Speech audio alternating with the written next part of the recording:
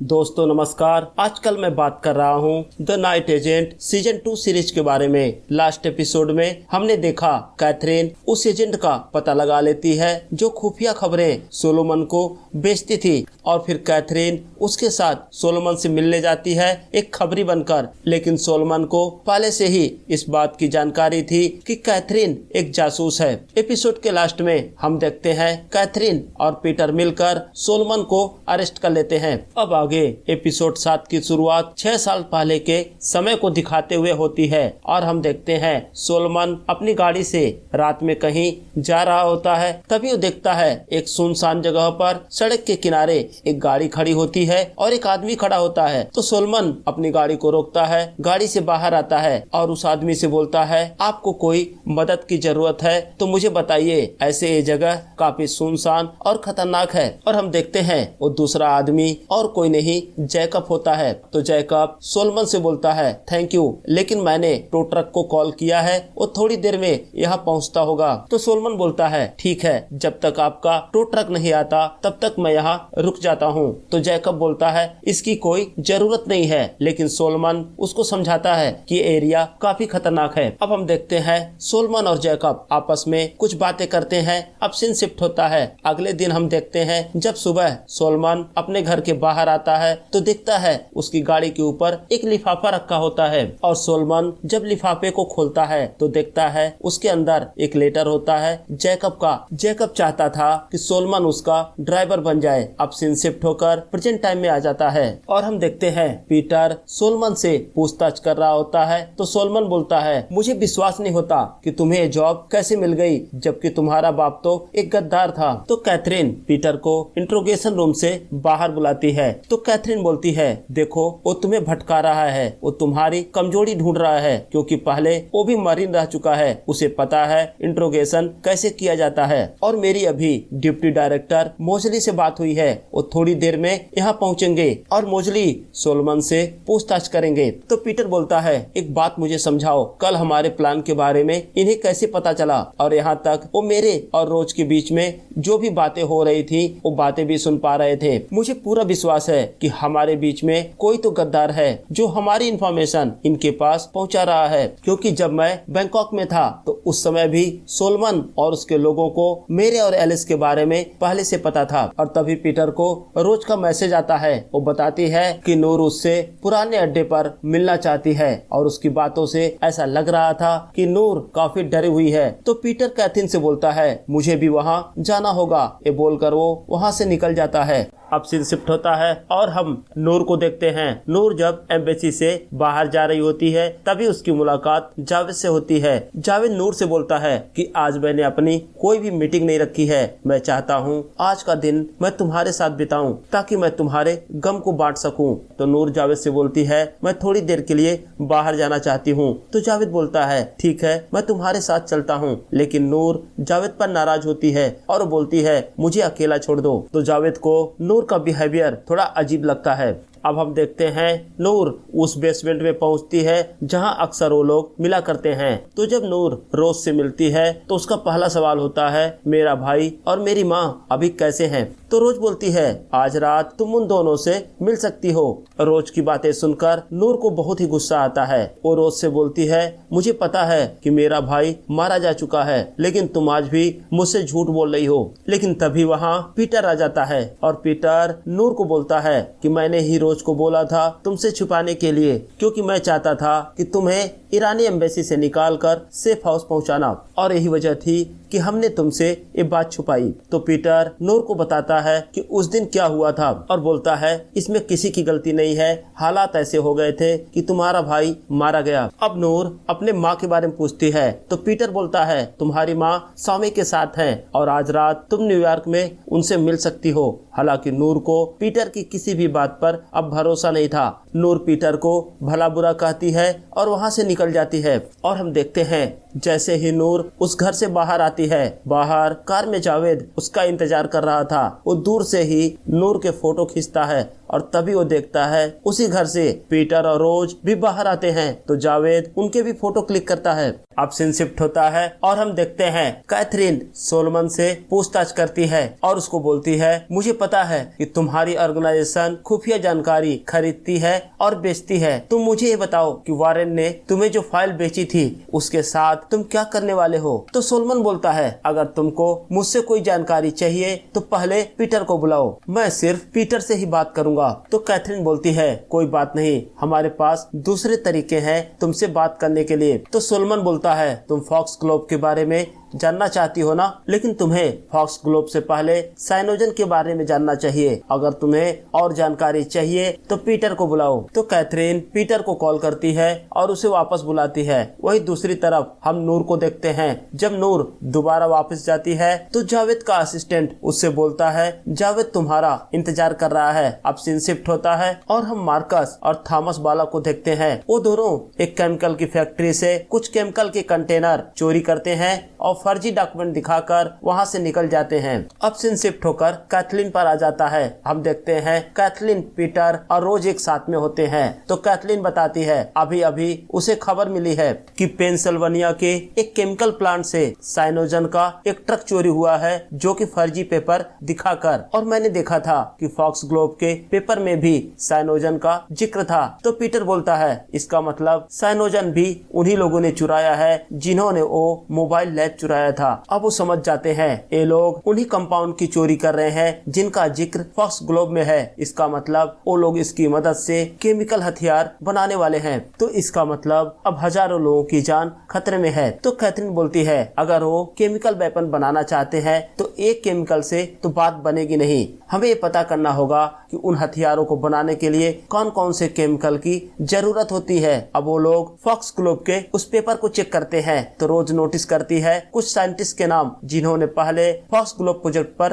काम किया था। तो रोज उन साइंटिस्ट के बारे में इंटरनेट पे चेक करती है जिनकी लिस्ट उस डॉक्यूमेंट में थी। तो देखती है कई सारे साइंटिस्ट तो अब मर चुके थे, लेकिन तभी उसे एक नाम मिलता है जो साइंटिस्ट अभी भी जिंदा थे। तो रोज पीटर और कैथरीन से बोलती है कि मुझे उस साइंटिस्ट से मिलने जाना होगा ताकि हम पता कर सकें कि उन हथियारों को बनाने के लिए और कौन से केमिकल की जरूरत होगी।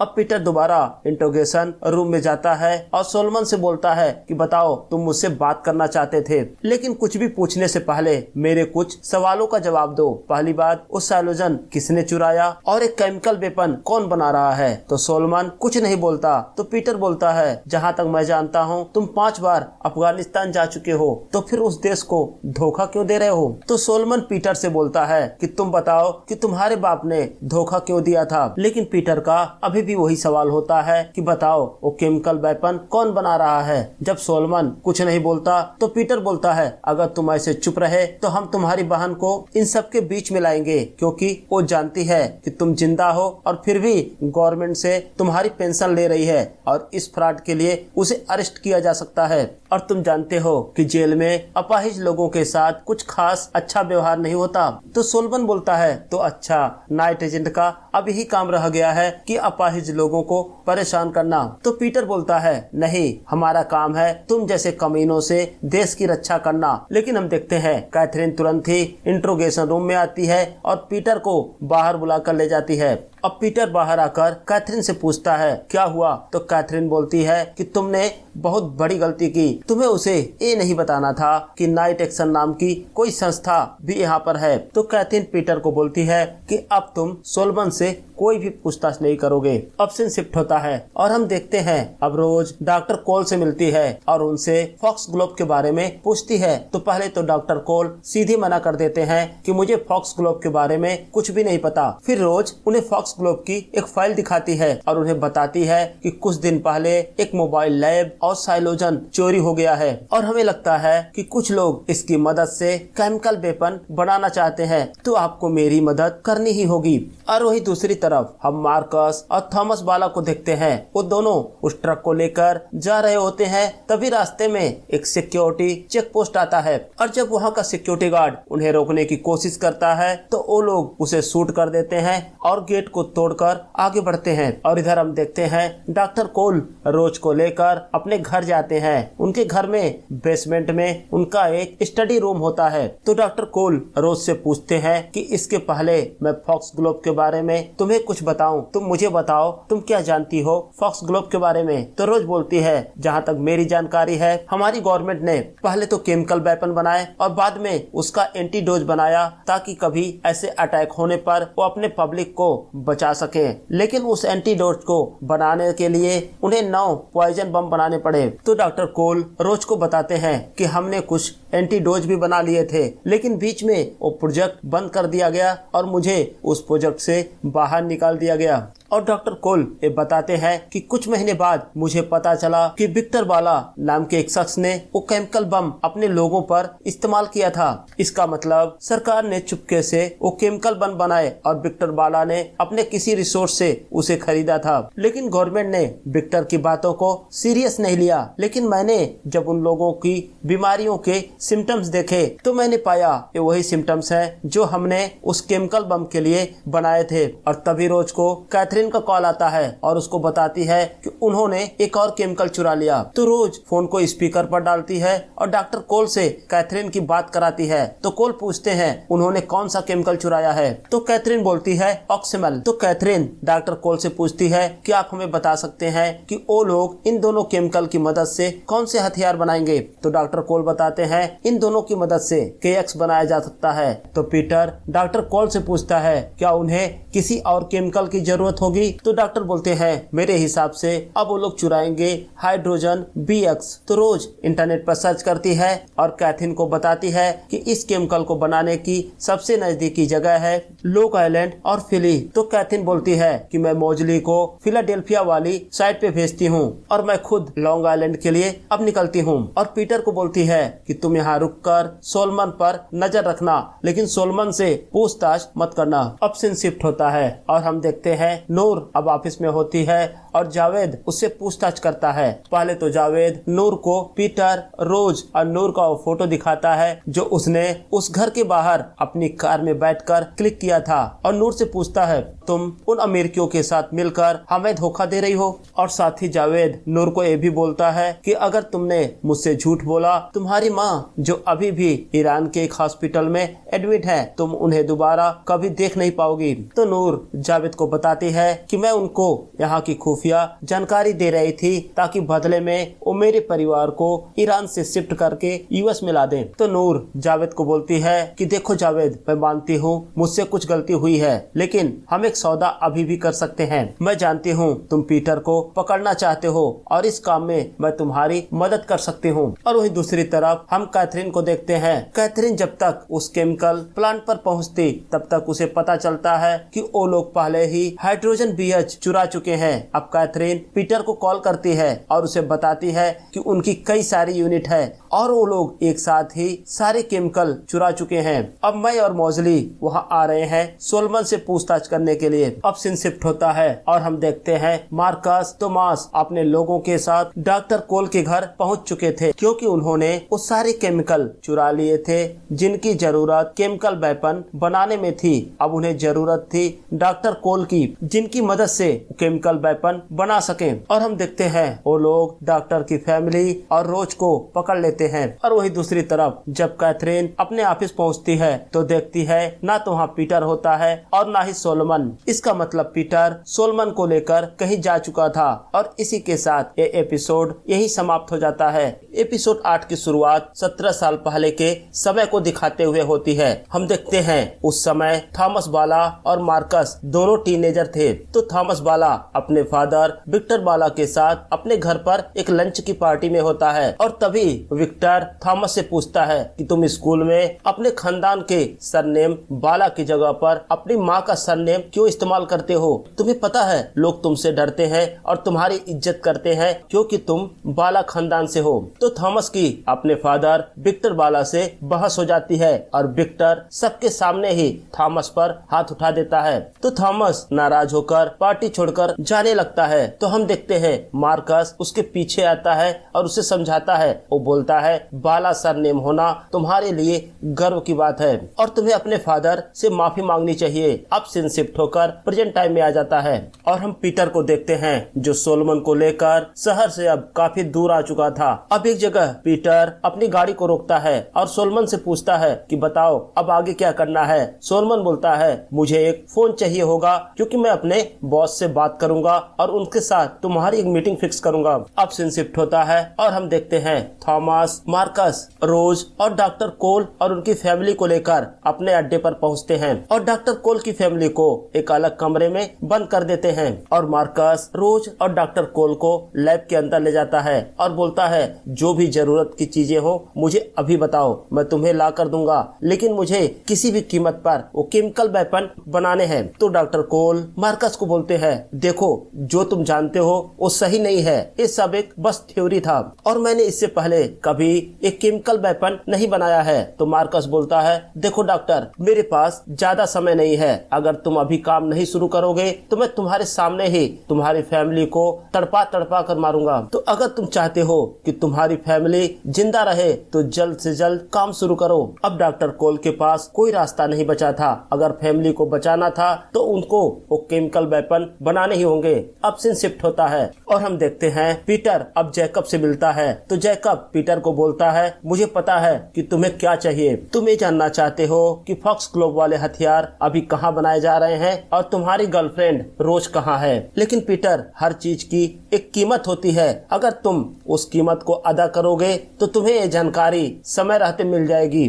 तो पीटर बोलता है अपनी कीमत बताओ। तो जैकब बोलता है कि यूएन के सेक्रेटरी जनरल के पास एक केस फाइल है और जैकब पीटर को फाइल का नंबर बताता है और बोलता है जब तुम मुझे वो फाइल ला कर दोगे तब मैं तुम्हें बताऊंगा कि फॉक्स ग्लोब के हथियार कहाँ बन रहे हैं और रोज कहाँ पर है। तो पीटर जैकब की शर्तों को मान लेता है और बोलता है कि काम होने के बाद मैं तुमसे संपर्क कैसे करूंगा। तो जैकब पीटर को एक नंबर देता है और बोलता है कि जब तुम इस नंबर पर कॉल करोगे तुम्हें एक मैसेज मिलेगा, मैसेज में वो एड्रेस होगा जहाँ तुम मुझसे मिल सकते हो। अब पीटर को किसी के हेल्प की जरूरत थी जो यूएन के हेडक्वार्टर में उसकी एंट्री करा सके, लेकिन पीटर कैथरीन को अब कॉल नहीं कर सकता था क्योंकि वो जानता था कैथरीन उससे नाराज है और उसकी मदद नहीं करेगी। तभी पीटर को नूर का ख्याल आता है, वो जानता था कि नूर भी उसकी हेल्प कर सकती है यूएन के हेडक्वार्टर में एंट्री के लिए। तो पीटर नूर को कॉल करता है तो नूर पीटर को बोलती है वो उसकी हेल्प कर सकती है, लेकिन उसके लिए पीटर को नूर से मिलना होगा। और हम देखते हैं जैसे ही नूर कॉल को डिस्कनेक्ट करती है उसके सामने जावेद खड़ा होता है। इसका मतलब जावेद ने नूर का ऑफर एक्सेप्ट कर लिया था कि अगर नूर पीटर को जावेद के हवाले कर देगी तो जावेद उसको इस केस से बचा लेगा। अब हम देखते हैं पीटर नूर अपने पुराने अड्डे पर मिलते हैं। तो पीटर नूर को बोलता है कि देखो उन लोगों ने रोज को किडनैप कर रखा है, अगर मैं उन्हें टाइम पर नहीं रोक पाया तो वो लोग रोज को मार देंगे और साथ ही अगर उन्होंने वो केमिकल वेपन बना लिए तो हजारों लोग मारे जाएंगे। तो इसलिए मुझे तुम्हारी मदद चाहिए। मैं जानता हूँ मैं कुछ भी कर लूँ लेकिन मैं तुम्हारे भाई की कमी को पूरा नहीं कर सकता, लेकिन हाँ अगर तुमने मेरी मदद की तो आज शाम तुम अपनी माँ से मिल सकती हो। अब नूर पीटर पर चीखती है और बोलती है आज भी तुम झूठ ही बोल रहे हो, मुझे पता है मेरी माँ अभी भी ईरान में है। तो पीटर बोलता है ये सही नहीं है, स्वामी तुम्हारी माँ को लेकर न्यूयॉर्क आ चुका है। तो पीटर स्वामी को कॉल करता है और नूर की माँ की नूर से बात कराता है। बात करने के बाद नूर को पता चलता है कि जावेद उससे झूठ बोल रहा था कि उसकी माँ अभी भी ईरान में उसके लोगों के पास है। तो नूर पीटर से बोलती है मुझे तुम्हारी एक फोटो चाहिए होगी ताकि मैं एक गेस्ट आईडी बनाकर तुम्हारी एंट्री यूएन के हेडक्वार्टर में करा पाऊं, लेकिन इन सब का कोई फायदा नहीं है। बाहर जावेद अपने लोगों के साथ तुम्हारा इंतजार कर रहा है क्योंकि जावेद को पता चल गया था कि मैं तुमसे मिलने मिली हुई हूँ, तो मेरे पास और कोई रास्ता नहीं था, इसलिए मैं जावेद को लेकर यहाँ आई हूँ। तो पीटर बोलता है जावेद के साथ कितने लोग होंगे? तो नूर बोलती है जावेद के साथ उसके 4 और लोग हैं। तो पीटर नूर को एक इलेक्ट्रिक शॉक डिवाइस देता है और बोलता है इससे तुम अपनी सुरक्षा कर सकती हो और बाकी लोगों को मैं देख लूंगा। अब नूर पीटर का एक फोटो क्लिक करती है और दोनों बाहर आते हैं। बाहर आते ही जावेद के लोग पीटर को घेर लेते हैं। अब नूर जावेद को बोलती है कि देखो जावेद, मैंने अपना वादा पूरा किया, पीटर को तुम्हारे हवाले किया, अब मुझे अपने घर जाने दो। लेकिन जावेद अपने जूनियर को बोलता है कि नूर को लेकर एम्बेसी जाओ। तो जावेद का जूनियर नूर को लेकर एम्बेसी की तरफ चलता है और इधर हम देखते हैं पीटर उन लोगों से फाइट करने लगता है, सबको मार गिराता है और भागने लगता है। पीटर वहां से भागता है और जावेद उसका पीछा करता है। पीटर भागता हुआ एक मेट्रो स्टेशन पर पहुंचता है, लेकिन जावेद भी वहां आ जाता है और पीटर और जावेद में दोबारा फाइट होने लगती है। लेकिन तभी एक मेट्रो ट्रेन आ जाती है, तो पीटर जावेद को पीटकर उस मेट्रो ट्रेन में बैठ जाता है और पीटर उस मेट्रो ट्रेन में बैठकर वहां से निकल जाता है। और वही दूसरी तरफ हम नूर को देखते हैं, वो इलेक्ट्रिक शॉक डिवाइस से उस आदमी को बेहोश कर देती है और खुद एम्बेसी पहुंचती है। और नूर अब्बास के ऑफिस में जाती है और पीटर के लिए एक गेस्ट कार्ड बनाती है ताकि पीटर यूएन के हेडक्वार्टर में आसानी से एंट्री कर सके। लेकिन तभी वहां अब्बास आ जाता है और नूर को अपने ऑफिस में देखता है। तो नूर को देखकर वो शौक रह जाता है। वो नूर से बोलता है तो ये बातें सही है कि तुम अमेरिकियों के साथ मिलकर हमसे गद्दारी कर रही हो? तो नूर बोलती है मैं कोई गद्दारी नहीं कर रही, मैं तो बस अपने परिवार को बचाने की कोशिश कर रही हूँ। और नूर अब्बास से बोलती है आप भी तो ही चाहते हो अपनी बेटी को बचाना, लेकिन आप सबके सामने ये बोल नहीं सकते। तो दोस्तों, अब्बास की बेटी को किसी के साथ प्यार हो गया था और उसकी बेटी सबके डर से भागकर फ्रांस चली गई। तो नूर अब्बास को बोलती है ये पेपर जो आपने सोल्बन से लिए थे, मुझे पता है इसके अंदर आपके बेटी का भी एड्रेस है, मुझे एक मौका दो, मैं पेपर लेकर यूएन में जाऊंगी ताकि वो लोग कार्रवाई करें और आप अपनी बेटी से मिल सकें। आपको अपनी बेटी को एक बार और जीने का मौका तो देना ही चाहिए। अब अब्बास नूर की बातों से सहमत हो जाता है। तो नूर बोलती है ये पेपर मैं ले जाती हूँ और आप लोगों को बोलना कि नूर यहाँ आई थी और मेरे ऑफिस से ये सारे डॉक्यूमेंट चुरा कर ले गई, तो इस तरह से किसी को आप पर शक भी नहीं होगा। और इधर हम देखते हैं सामी ईरानी एम्बेसी के बाहर बैठकर नूर का इंतजार कर रहा होता है। जैसे ही नूर बाहर आती है तो स्वामी कैथलीन को कॉल करता है और उसको बोलता है कि अभी अभी मैंने नूर को ईरानी एम्बेसी से बाहर आते हुए देखा, लेकिन उसके साथ पीटर कहीं नहीं है। तो कैथरीन बोलती है उसका लगातार पीछा करो, हो सकता है नूर पीटर से दोबारा मिले। अब सीन शिफ्ट होता है और हम रोज और डॉक्टर कोल को देखते हैं, दोनों उस लैब में होते हैं। तभी वहाँ थॉमस बाला आता है और रोज को लैब से बाहर बुलाता है। जब रोज लैब से बाहर आती है तो थॉमस उससे पूछता है कि तुम कौन हो? तो रोज बोलती है मैं डॉक्टर की असिस्टेंट हूँ। तो थॉमस बोलता है तुम्हारे बैग से फॉक्स ग्लोब का एक क्लासिफाइड डॉक्यूमेंट मिला है, तो सच बताओ कि तुम कौन हो? तो रोज बताती है कि मैं CIA के साथ मिलकर काम करती हूँ और जब तुम लोग वो केमिकल चुरा रहे थे तो हम तुम्हारा पीछा कर रहे थे। तो रोज थॉमस से बोलती है कि क्या तुम सचमुच चाहते हो हमें केमिकल बनाए? क्योंकि मैं जानती हूँ तुम बाकी लोगों से अलग हो, क्योंकि मैंने देखा कोल के घर पर तुम लोगों को मारना नहीं चाहते थे। तो थॉमस बोलता है मुझे अपने बाप का बदला लेना है। तो रोज बोलती है अगर तुम्हें अपने बाप का बदला लेना है तो तुम सरकार से लो, बेगुनाह लोगों को मारकर तुम्हें क्या मिलेगा? तो थॉमस को रोज की बातों में सच्चाई लगती है। वो उसको बोलता है तुम यहीं रुको, अभी मैं आता हूँ। तो थॉमस डॉक्टर कोल से मिलने लैब में जाता है, लेकिन तब तक डॉक्टर कोल एक सैंपल बना चुके थे। तो थॉमस डॉक्टर से पूछता है कि ये हथियार कितना खतरनाक हो सकता है। अब कोल थॉमस को समझाते हैं कि अगर मान लो एक कमरे में कुछ लोगों को बंद कर दिया जाए और इस लिक्विड की एक बूंद वहाँ के फर्श पर गिरा दो तो वो लोग कुछ ही पलों में जल जाएंगे, क्योंकि ये केमिकल हवा के संपर्क में आते ही जलने लगेगा और जो लोग सांसें लेंगे तो अंदर से फेफड़ा जलेगा और बाहर से उनकी स्किन। अब थॉमस समझ चुका था कि ये केमिकल बहुत ही खतरनाक है, तो डॉक्टर कोल को बोलता है कि किसी भी कीमत पर इस काम को अब पूरा मत करना, मैं तुम्हें और तुम्हारी फैमिली को यहाँ से बाहर निकालने की कोशिश करता हूँ। अब सीन शिफ्ट होता है और हम देखते हैं जैसे ही पीटर अपने होटल पहुंचता है तभी वहां कैथरीन आ जाती है और कैथरीन पीटर को बोलती है कि मैं तुम्हें अरेस्ट करना चाहती हूं। तो पीटर बोलता है, देखो मुझे रोज और हजारों लोगों की जान बचानी है और इसके बदले मुझे पूरी जिंदगी जेल में बितानी पड़े तब भी चलेगा, लेकिन आज मैं नहीं रुक सकता। तो पीटर कैथरीन को वही कमरे में बंद करके बाहर आ जाता है। जैसे ही होटल से बाहर आता है उसे नूर मिलती है। नूर उसे वो आईडी कार्ड देती है जो उसने पीटर के लिए बनाया था, लेकिन पीटर से बोलती है कि मैं भी तुम्हारे साथ यूएन के हेडक्वार्टर चलूंगी। अब सीन शिफ्ट होता है और हम देखते हैं जब थॉमस रोज से बात करके वापस लैब के पास आता है तो देखता है वहाँ मार्कस आ चुका था और थॉमस देखता है कि वो सैंपल अब मार्कस के पास होता है। तो मार्कस डॉक्टर से बोलता है कि तुम्हें जल्दी करनी होगी, अगर तुमने और टाइम वेस्ट किया तो मैं तुम्हारी फैमिली को अभी मार दूंगा। तो थॉमस मार्कस का विरोध करता है और बोलता है मैं इस प्रोजेक्ट को अभी रोकता हूँ। तो मार्कस बोलता है तुम ऐसा नहीं कर सकते। थॉमस बोलता है मैं यहाँ का मालिक हूँ। तो मार्कस थॉमस पर हंसता है और अपने लोगों को बोलता है कि थॉमस को अरेस्ट कर लो। अब मार्कस के लोग थॉमस को ले जाकर एक कमरे में बंद कर देते हैं। अब मार्कस रोज और डॉक्टर को बोलता है दोबारा लैब में जाओ और तेजी से काम करो, और फिर मार्कस थॉमस से मिलने जाता है। तो थॉमस मार्कस को समझाने की कोशिश करता है कि हम वही गलती दोहरा रहे हैं जो मेरे फादर ने किया था, लेकिन मार्कस थॉमस से बात नहीं करना चाहता था। वो तो डॉक्टर द्वारा बनाए गए सैंपल का टेस्ट लेना चाहता था। तो मार्कस उस सैंपल को उसी कमरे में फेंक कर दरवाजा बंद करके बाहर आ जाता है और हम देखते हैं अब थॉमस का शरीर जलने लगता है और थॉमस की चीखें सब तरफ सुनाई देती हैं। उसके चीखों को सुनकर डॉक्टर कोल और रोज डर जाते हैं और वो तेजी से काम करने लगते हैं और हम देखते हैं डॉक्टर कोल और रोज ने मिलकर अब ढेर सारा वो केमिकल बना लिया था। और इसी के साथ ये एपिसोड यही समाप्त हो जाता है। तो दोस्तों कमेंट सेक्शन में हमें जरूर बताएं आपको ये वीडियो कैसा लगा, और अगर अभी तक आपने मेरे चैनल को सब्सक्राइब नहीं किया है तो प्लीज सब्सक्राइब करें। और अब हम मिलते हैं अगले वीडियो में, तब तक के लिए जय हिंद दोस्तों।